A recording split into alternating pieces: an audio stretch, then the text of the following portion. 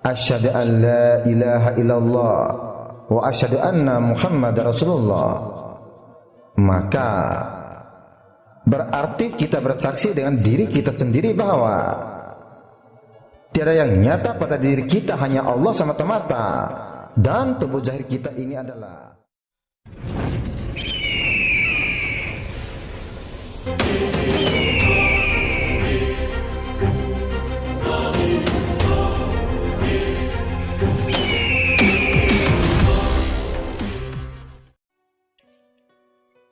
Bismillahirrahmanirrahim. Assalamualaikum warahmatullahi wabarakatuh.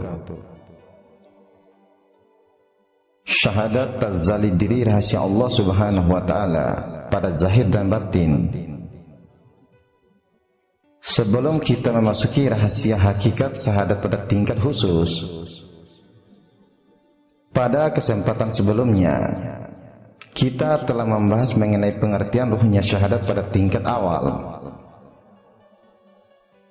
Makna dari kajian syahadat kita sebelumnya itu sebenarnya adalah lebih mengarahkan diri kita untuk memakrifati Nabi Muhammad SAW dengan cara melihat dan memperhatikan sifat-sifatnya, lalu kemudian kita mempelajarinya.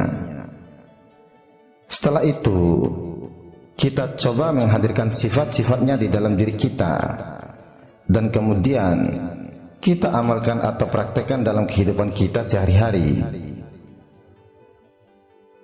Sekarang kita akan memasuki kajian syahadat berikutnya, yaitu pada tingkatan makam ilmu hakikat.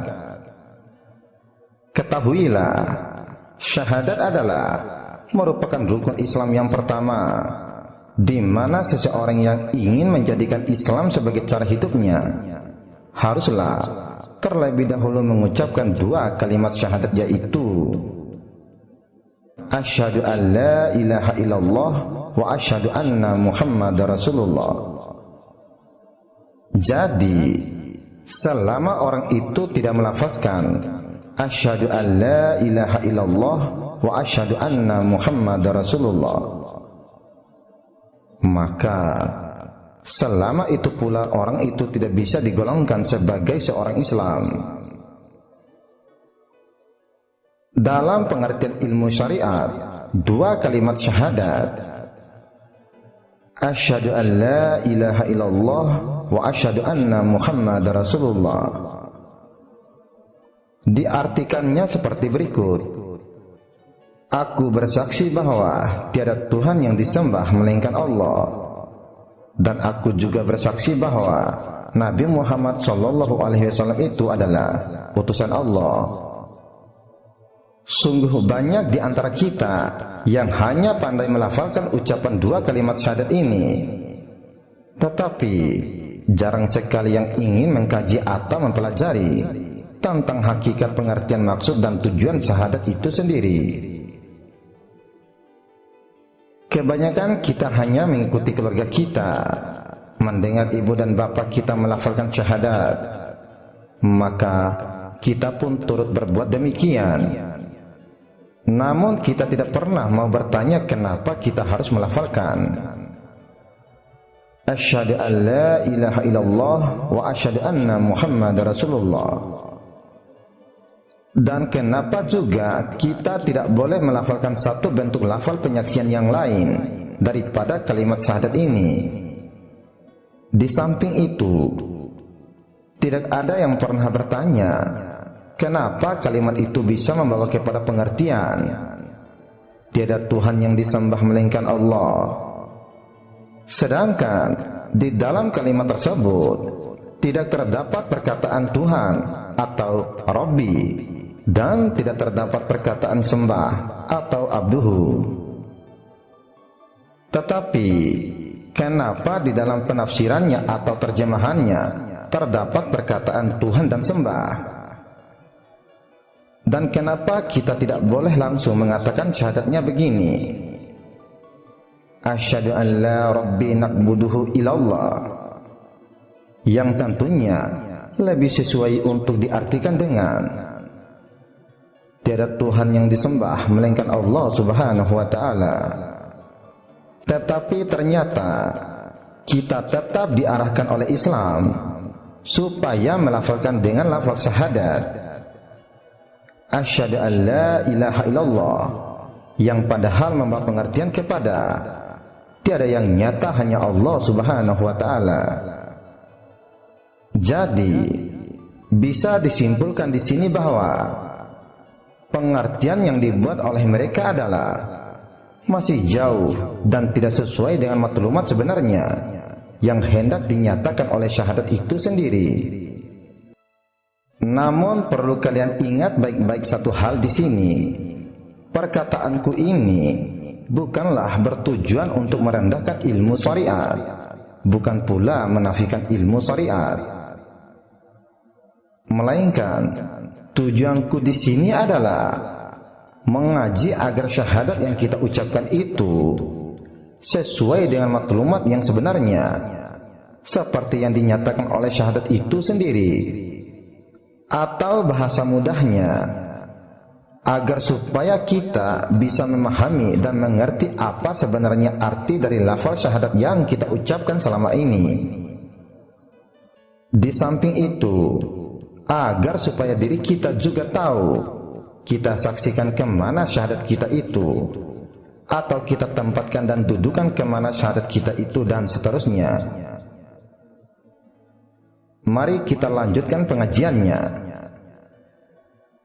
Yang menjadi persoalannya di sini adalah apakah perkataan Allah di dalam syahadat itu boleh diartikan sama dengan Tuhan. Begitu juga bila kita melafalkan wa asyhadu anna Muhammad Rasulullah. Apakah benar membawa suatu pengertian kepada dan aku bersaksi bahwa Nabi Muhammad SAW itu utusan Allah. Dan coba kalian ingat kisah penciptaan Nabi Adam alaihissalam dulu. Dia adalah manusia yang pertama diciptakan oleh Allah, atau manusia pertama yang ada. Diceritakan bahwa dulu Nabi Adam alaihissalam pernah memohon kepada Tuhannya dengan bertawasul kepada Muhammad dengan kalimat bihaqi Muhammadin. Maka Allah Subhanahu wa taala mewahyukan kepadanya, wahai Adam, siapakah Muhammad ini yang engkau memohon keampunan dengan berkatnya? Nabi Adam menjawab, ya Allah, ketika engkau menciptakan aku dengan tanganmu dan meniupkan ruhmu ke dalam diriku, aku mengangkat kepalaku dan melihat ke arsy-Mu, terpandang tulisan La ilaha illallah Muhammad Rasulullah. Maka aku yakin bahwa tiada siapapun yang lebih tinggi darinya di sisimu, yang namanya engkau letakkan bersama namamu. Yang menjadi pertanyaannya adalah, adakah itu Nabi Muhammad yang kita tahu selama ini, sedangkan Nabi Muhammad belum lahir pada masa itu? Jadi, siapakah Muhammad Rasulullah yang dilihat oleh Nabi Adam alaihissalam itu? Coba dijawab. Beruntunglah bagi orang-orang yang mau berpikir. Dan mengapa pula Nabi Adam alaihissalam, bapa sekalian manusia, juga mengucap syahadatnya dengan mengakhirkan syahadatnya itu dengan lafal wa asyhadu anna Muhammad Rasulullah. Dan seterusnya Nabi Ibrahim alaihissalam, Nabi Ismail alaihissalam, semua nabi dan rasul, wali-wali Allah sebelum lahir Nabi Muhammad SAW juga mengucap dengan ucapan yang sama. Atau mungkin ada yang berpendapat bahwa nabi-nabi sebelum lahir Nabi Muhammad SAW mengucap dengan cara lain. Jika benar begitu, apakah bisa dikatakan bahwa Islam ini hanya baru ada pada zaman Nabi Muhammad SAW? Dan benarkah Islam tidak pernah ada sebelumnya? Dan jika benar ucapan Muhammad itu merujuk kepada Nabi Muhammad SAW, yang menjadi pertanyaannya adalah, kenapa pula Nabi Muhammad SAW juga mengucapkan syahadat yang sama seperti yang kita ucapkan sekarang ini? Coba dijawab. Pertanyaannya adalah, Muhammad yang manakah yang disaksikan oleh Nabi Muhammad SAW tersebut? Dan kenapa pula Rasulullah SAW tidak mengucap begini, asyhadu an la rabbi naqbuduhu ilallah wa asyhadu anna Rasulullah, yang lebih sesuai membawa kepada pengertian, aku bersaksi tiada Tuhan yang disembah melainkan Allah, dan aku bersaksi bahwa akulah pesuruh Allah Subhanahu wa Ta'ala.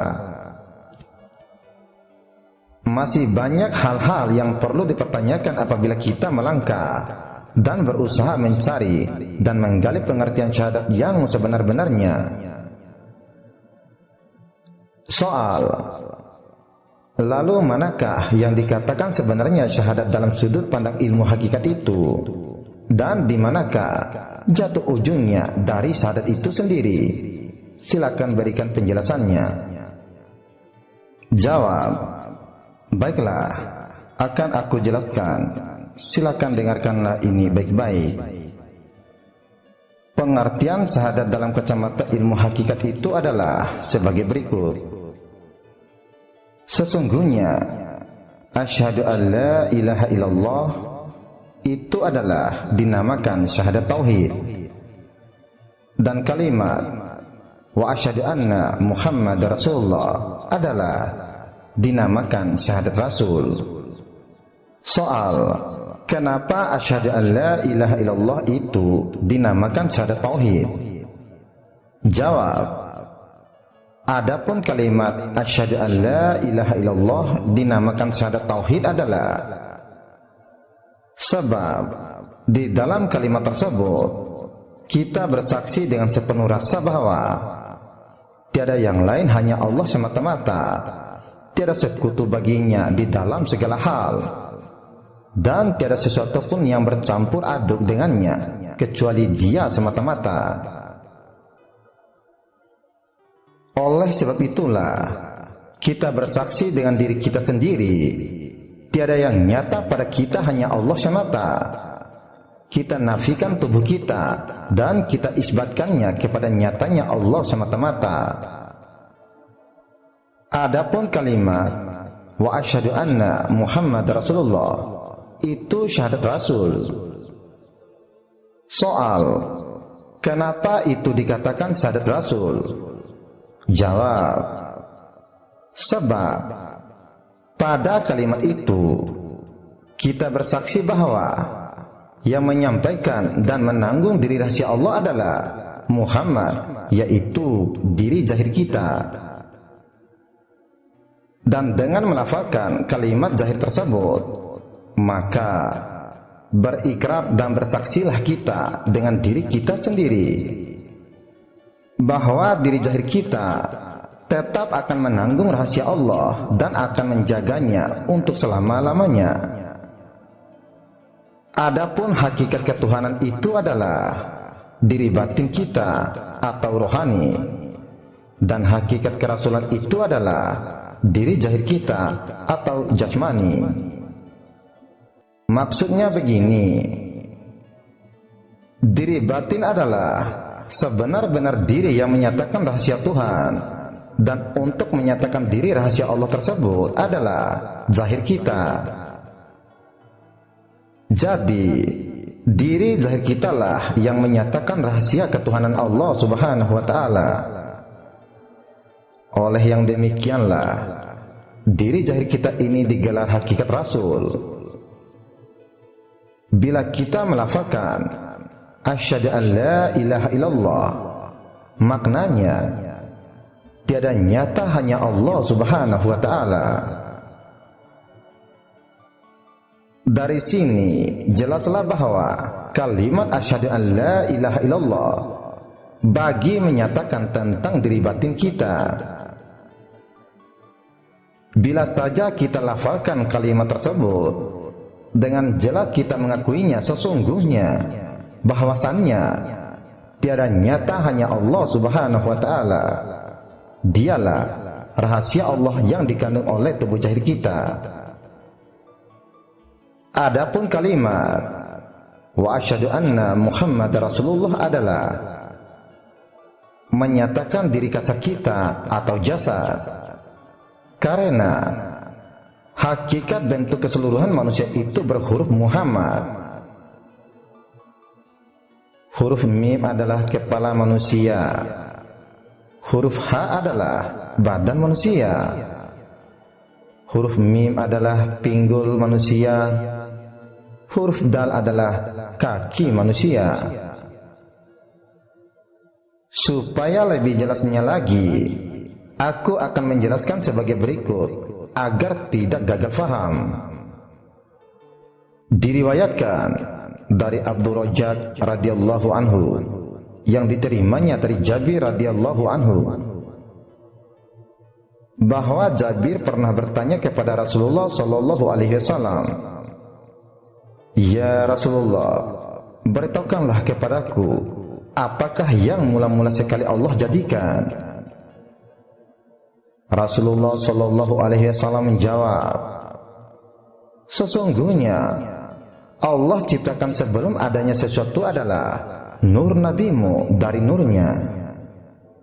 Maka nyatalah kepada kita bahwa Nur Muhammad itu jadi daripada ilmunya dan daripada kudrat dan iradatnya jua. Dari nurnya Allah menciptakan Nur Muhammad, dan dari Nur Muhammad Allah menciptakan seluruh makhluk. Maka nyatalah kepada kita bahwa roh kita dan tubuh kita serta seluruh alam ini jadi daripada Nur Muhammad jua. Maka wajarlah kita ini bernama Muhammad, dan nyatalah bahwa kalau roh kita dan batang tubuh kita ini daripada Nur Muhammad, maka kita ini tiada lain dan tiada bukan pada hakikatnya Nur Muhammad jua. Maka wajarlah kita bernama Muhammad. Karena tubuh kita ini bernamakan Muhammad, kelak di akhirat bagi orang yang berdosa, wajahnya harus terlebih dahulu dirubah seperti bentuk hewan, barulah boleh disiksa. Sekarang kita kembali ke pembahasan semula.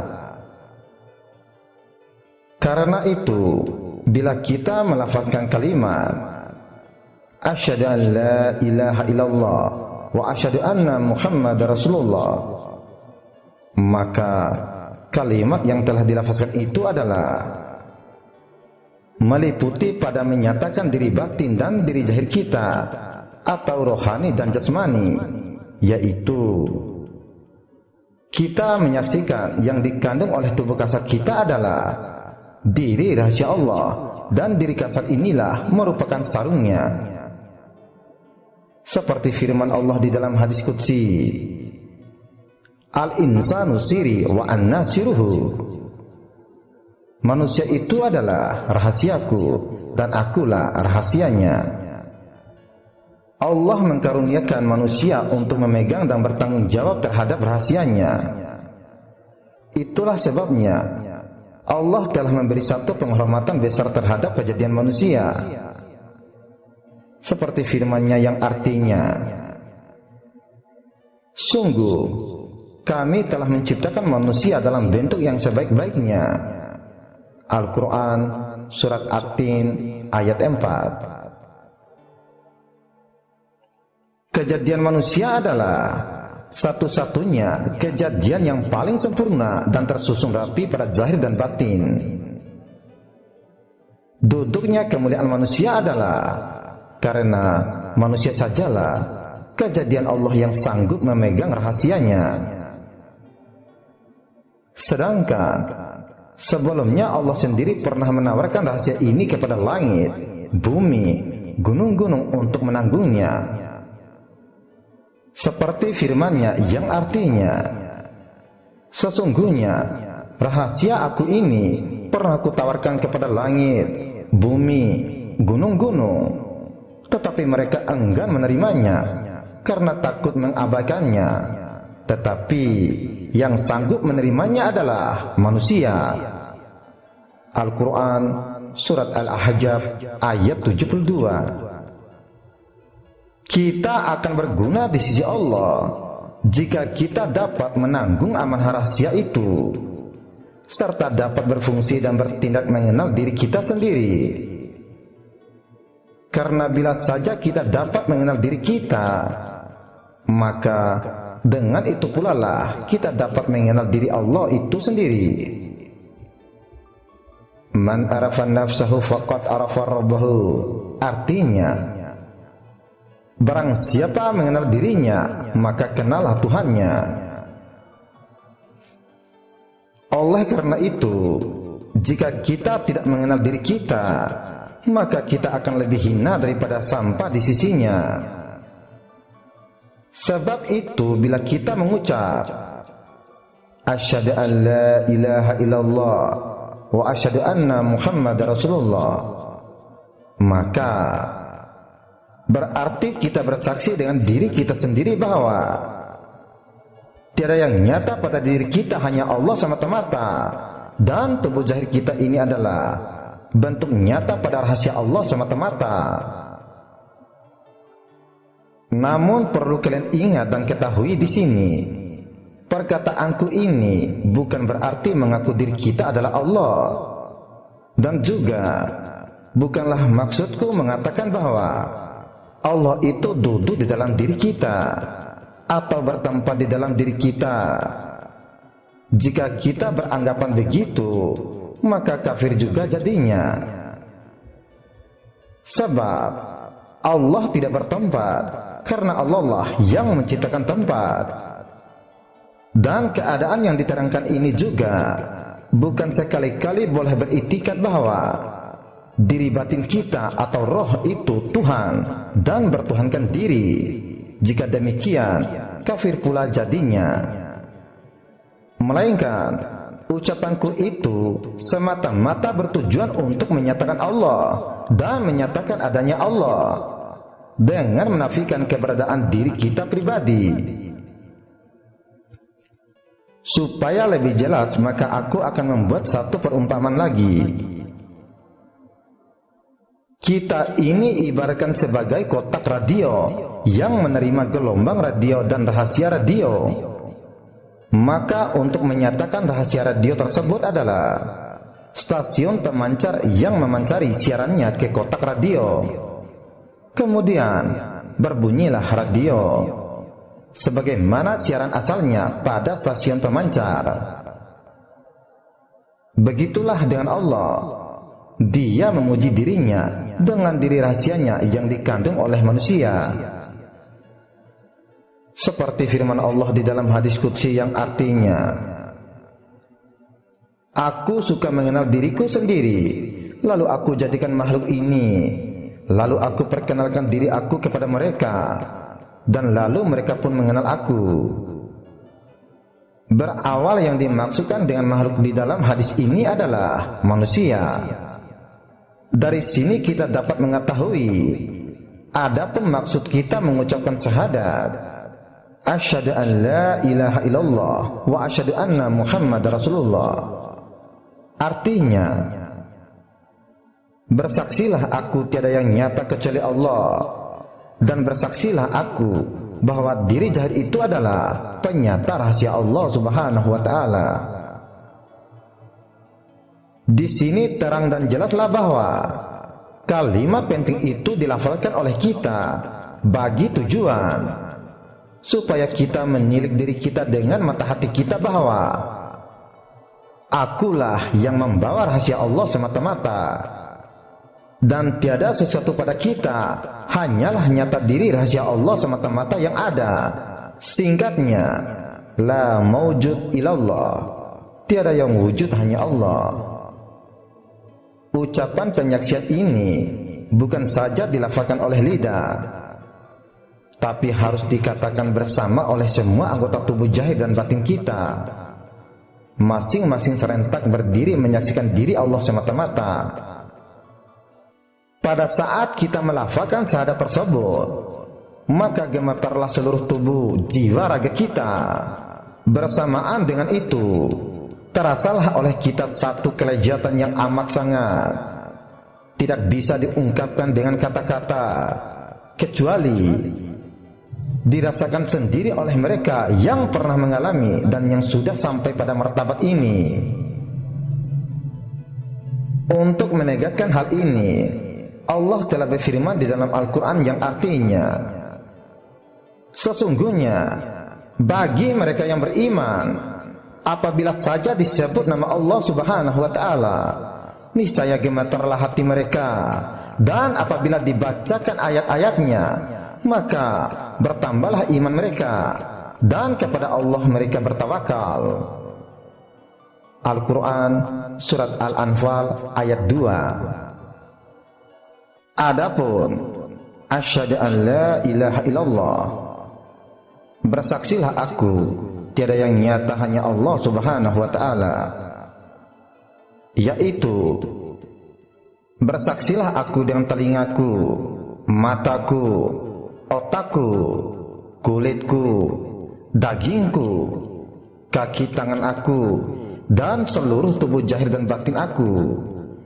Tiada yang nyata kecuali Allah Subhanahu wa Ta'ala. Artinya, aku melihat dan mendengar dengan penglihatan dan pendengaran Allah. Tiada aku merasa, Allah lah yang merasa.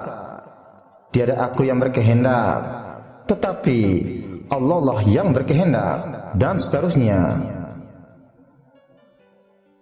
Singkat kata, semua perlakuan kita hendaklah dilihat pada pandangan sepenuhnya kepada Allah semata-mata. Seperti firman-Nya yang artinya, di mana saja kamu menghadap, disitulah wajah Allah. Al-Quran Surat Al-Baqarah ayat 115. Cara ini adalah dengan kita menafikan diri kita yang zahir ini, dan kita mengisbatkan diri kita yang batin.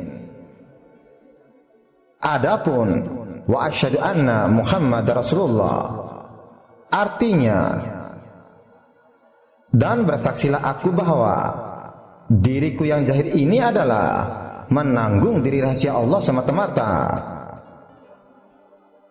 Dalam kalimat ini, kita bersaksi dengan diri kita sendiri bahwa diri kita jasmani inilah yang menanggung dan membawa rahasia Allah Subhanahu wa Ta'ala, dan diri kita yang zahir inilah juga yang menjadi dalil awal akan wujudnya Allah Tuhan semesta alam.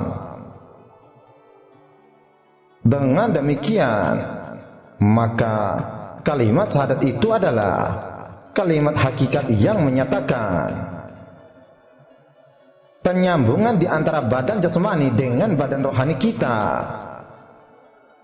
Kalimat ini tidak boleh dipisahkan dan diceraikan di antara satu dengan yang lain. Seorang sufi berkata bahwa tidak boleh bagi kita untuk melafalkan kalimat syahadat tersebut dengan cara mewakafkan bacaan di mana-mana bagian dua kalimat syahadat tersebut. Tidak boleh kita mewakafkan di tengah kalimat, seperti yang diamalkan oleh kebanyakan orang-orang awam.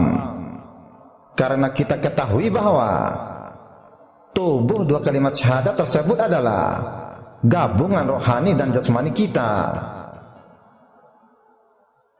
Oleh karena itu, tidak boleh kita melafalkan dengan mewakafkan kalimat tersebut pada mana-mana bagian kalimat.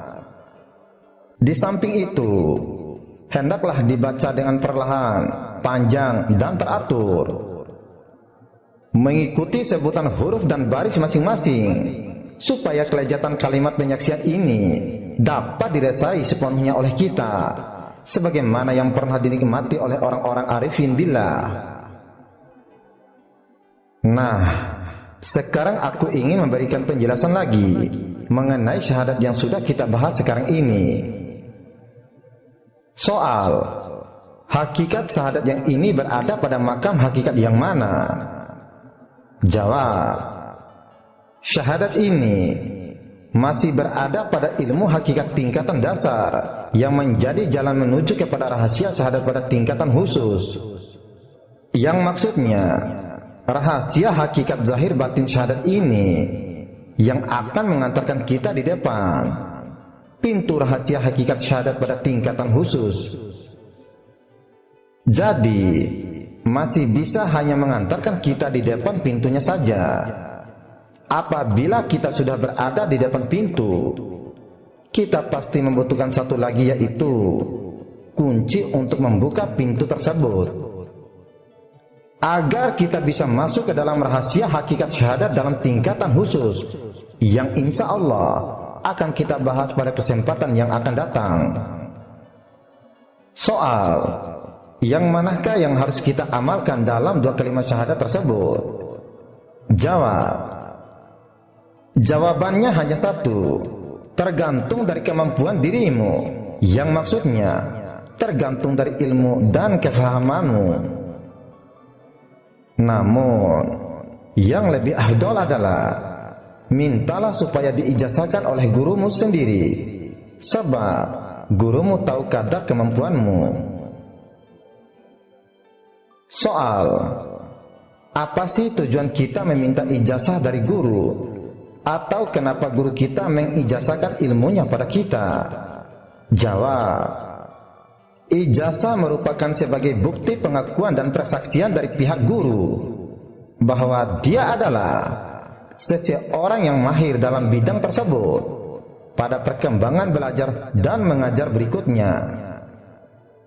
Ijazah juga menjadi suatu tanda keizinan yang diberikan seorang guru kepada muridnya untuk meriwayatkan apa yang telah dipelajari dan diambil dari guru tersebut.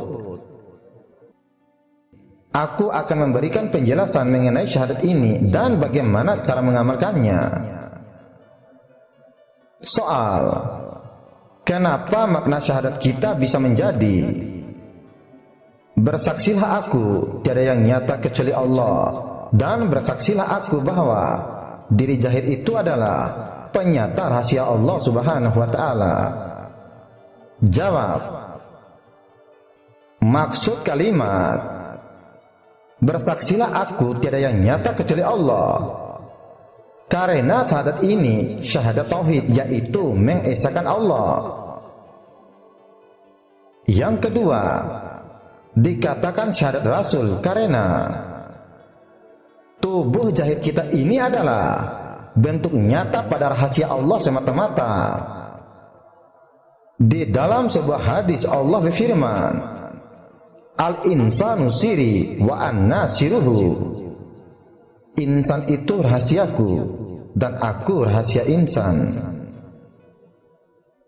Dalil dari syahadat ini diambil dari firman Allah yang artinya dialah yang awal dan yang akhir dan yang zahir serta yang batin. Al-Quran Surat Al-Hadid ayat 3. Dalam firman Allah ini, seperti Allah telah memberitahu bahwa Allah lah segala-galanya, yang awal, yang akhir, yang zahir dan yang batin, kesemuanya adalah Allah.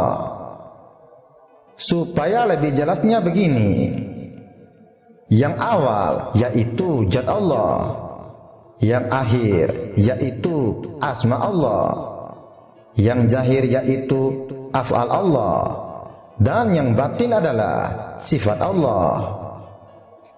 Kalau disusun, mengikut susunan adalah kenyataan zat Allah yaitu dialah yang awal, kenyataan sifat Allah dialah yang batin, kenyataan asma Allah dialah yang akhir, dan kenyataan af'al Allah dialah yang zahir.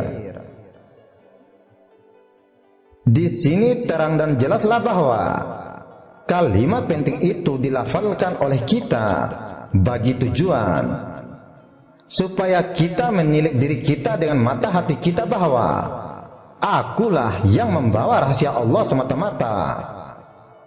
Dan tiada sesuatu pada kita, hanyalah nyata diri rahasia Allah semata-mata yang ada. Soal, lalu bagaimanakah caranya kita melafalkannya?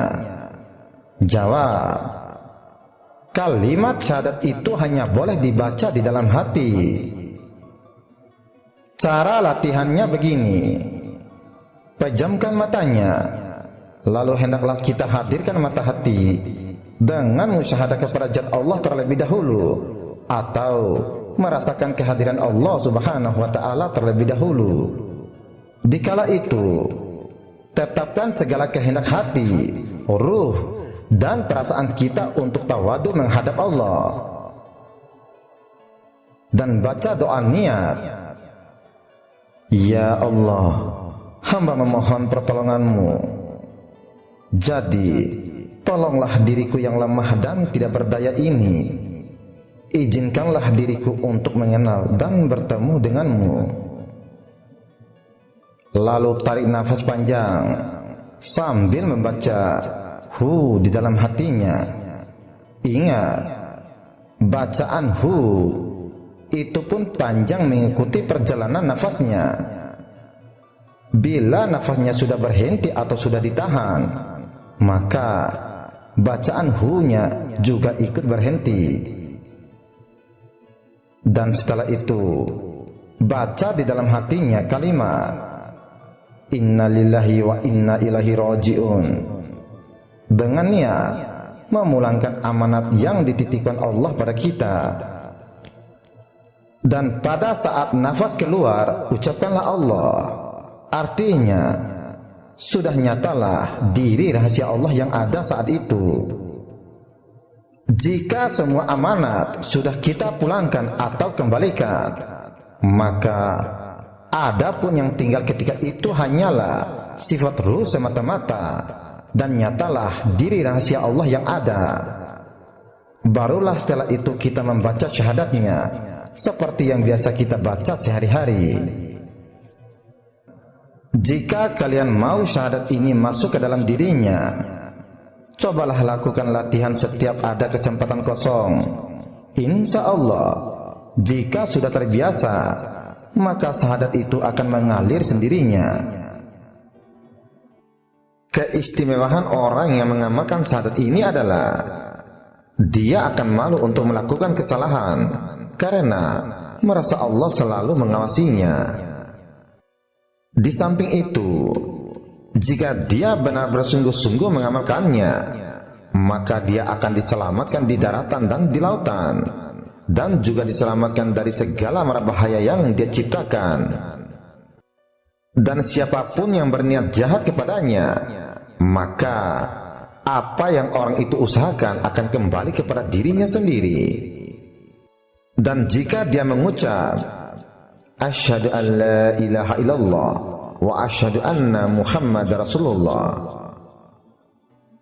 dengan mengetahui tata cara yang benar atau dengan teknik yang benar, dan disertai dengan memahami makna yang terkandung di dalamnya, insya Allah, dengan izin Allah, apa saja yang dia hajatkan atau niatkan akan segera dikabulkan. Dan kalian harus ingat baik-baik, pengajian syahadat kita belum tamat, masih ada lagi. Dua syahadat ini kalau kita ibaratkan, maka yang satunya baru sampai pada tangganya, yang kedua baru sampai pada pintunya, dan yang ketiga adalah kunci pembuka pintunya. Atau lebih tepatnya, syahadat yang pertamanya adalah anak tangganya, yang kedua pintunya, yang ketiga kunci untuk membuka pintunya. Dan silakan diamalkan bagi yang mau mengamalkannya. Semoga Allah memberikan kita umur yang panjang agar kita bisa bertemu lagi walaupun hanya lewat dunia maya. Semoga bermanfaat. Assalamualaikum warahmatullahi wabarakatuh.